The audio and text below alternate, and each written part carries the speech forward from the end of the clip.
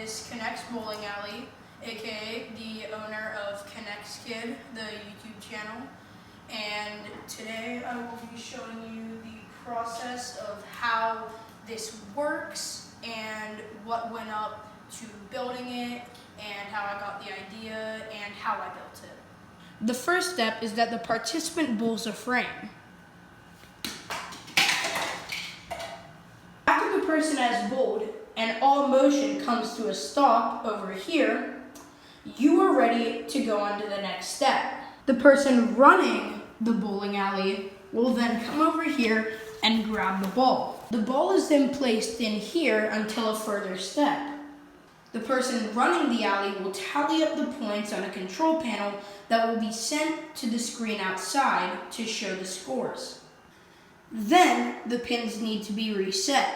There is a machine up here that can lift up the pins via string, but what you will typically see me doing is just reaching through the top and pulling it up like that.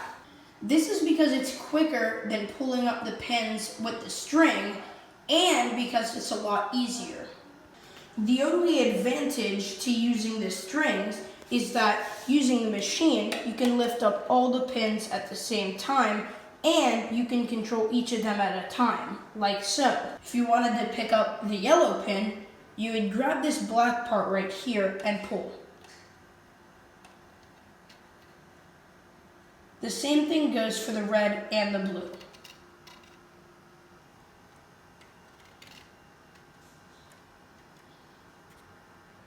Now, once all the pins are set up, you're ready to go to the next step. Back here, there is a catch net. And what you're going to do is after the pins are reset up, you are going to grab this one that's second to the middle and pull up. This prevents the ball from gaining too much speed and flying everywhere and out of the alley. We do have backups for this though, in case the ball hops the fence, like pins on each side, a mat behind, and a little dip where the ball can stay. This system doesn't work all the time, but it's good enough to keep it from happening on most 10 frames. After this is complete, you're ready to go on to the next step. Remember this ball? Yeah, we're going back to this. The next step is to get this ball back to the player. There is a yellow and blue tube running along the right side of the course. To you, it'll be on the left, but to the player, it will be on the right. What you will do is you will simply push the ball through this tunnel. These spinners along the tunnel have two purposes. One, to tell if the ball is going to get stuck, and two, to prevent the ball from rolling backwards. When the ball glides by the spinner, if the spinner is spinning for 3 seconds or less, the ball is going to get stuck. As you can see, the spinner ends up here. This is important for later. This statement is true for both of the spinners. Now let's get back to the position that the spinners end in.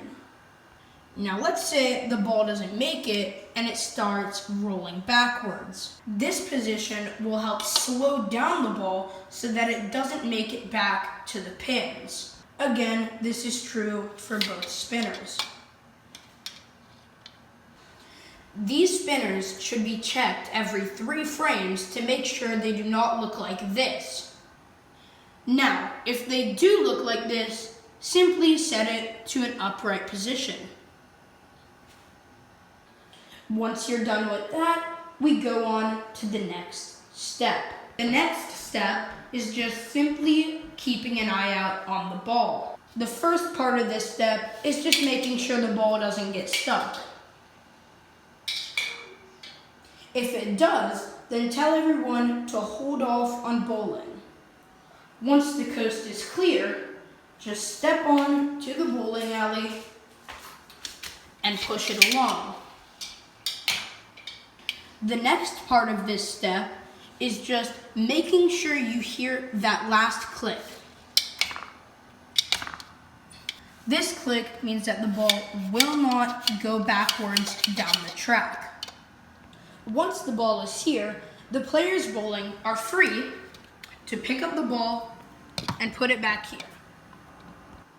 Another thing about keeping an eye out is when you're about to send out another ball, you have to make sure there is no ball at the end. If there is a ball over there, simply keep your ball down here by the entrance of the tunnel until that ball is removed. When that ball is taken, then send the next one through the tunnel. Then the balls are taken out by the player and the cycle continues for 10 frames. After that, the scores are then broadcasted onto the screen out here. This cycle seems really long and drawn out, but it really takes no more than 30 seconds. Here is an uncut example.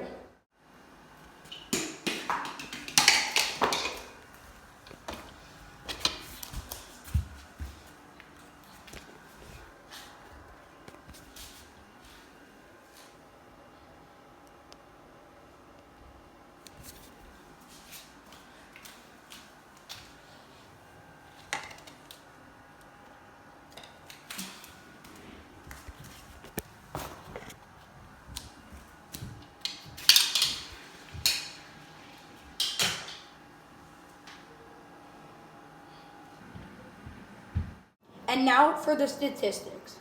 This bowling alley is made up of 1,152 pieces and is 23 feet long. It took 13 hours to build as well. The process of building the bowling alley started out with us moving the big stuff out of this room. Then we scooted the small stuff off to my left. Then we put the even smaller stuff to my right. And then after that was all done, it left a 4-foot by 23-foot space for our bowling alley. After the space was cleared, we then took a mat and spread it from the doorway to the wall 23 feet away. It took 2 mats and we taped them together in the middle. Then, after that, we started building. I started with this box and built a wall over here. I then connected them in the middle. I built a second box attached to this one off to the left. Then I continued that pattern all the way down until 2 feet from the end. After that, I made the first layer of both of these walls on each side and then connected the catch net in the middle. Once that was complete, I made this little chute over here to hold the ball. Once that was done, I built up the next 2 layers of each of the walls. Then after that, I connected the 2 walls with 2 rods connected by yellow rods in between connecting them. After that, I built a sort of quilt over the top of both of them. Once that was done, I built a triangle with 3 strings attached to it to go on top of the quilt. I then added a gear on top to grip. After that, I tied all 3 of the pins to the triangle. Then, I put it on top with each of the pins going in their corresponding rectangles. After that, I put 3 pins in each side just in case the ball hops the catch net. Then I started building the tunnel back. At first, I started building it like this without the bottom pieces so that the ball could roll. But then I realized the ball would be traveling too slow and would pop out the side. So that's when I decided to change the design to what it is now. After I was done with that, I made this the rod behind it, the little catchers there, and the little rods in between the wall. Then when I was done with that, I added the spinners. By that time, it was almost midnight and the actual bowling alley part was done. The next day, I started brainstorming ideas for a way that I could have an electronic screen. I then decided on the following idea. My first step is that I downloaded this app called Mob Crush. This app helps so that I can live stream my phone to Twitch. After that, I went on Safari and pulled up Bowling Calculator by Bowling Genesis. If you type in bowling score calculator, it should come up. Now, if you want to add people to the game, you hit add another game. For this example, I'm using 2. You want to choose what their name should be, then pull that up there. With this, you can even choose if they have a handicap. Then, when you have the game set up, swipe up and hold that. Then you select Mob Crush on your screen recording. Then start broadcast. Then you set up your phone next to the bowling pins and you wait for a notification from Twitch that says manage your channel directly from your phone. That means your stream has started and you can pull it up on your iPad. Pull up your account on Twitch and full screen the stream. There we go, and now your scoreboard is ready.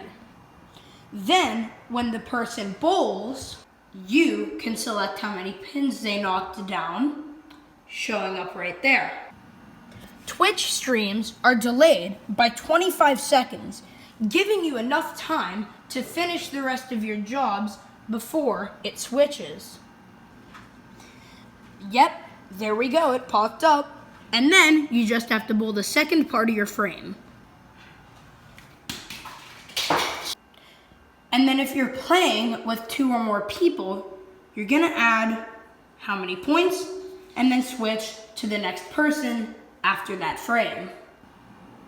And then everything pops up here. And then just repeat and you're done. Thanks for watching.